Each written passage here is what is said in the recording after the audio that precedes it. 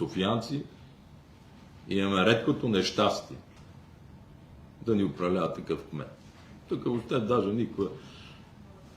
Вчера един приятел ми зададе въпроса. Добре, ама ти го подкрепи на Терезиев в структурата.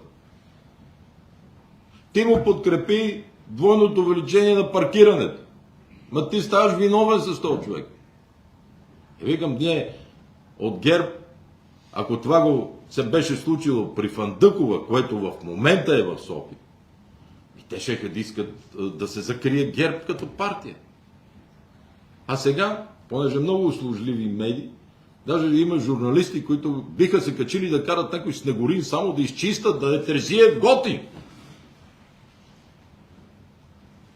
Защо го направих? Да му подкрепа и структура, и второ, и трето, и четвърто. Защото той търси само оправдание. Да се оправдае с някой, че някой друг му е виновен, най-добре да е ГЕРБ. Да, ние всичко ще му подкрепи. Така че да се оправя. Даже когато имаше първата криза с буклука, му пратихме и затворници. Министър-председател отиде да му помага. Той каза, ще се справя сам. Резултатът е той. И не злорадствам, защото тази смрад, тези зарази, тези болести върват по всички. Те не подбират от коя партия си, за съжаление.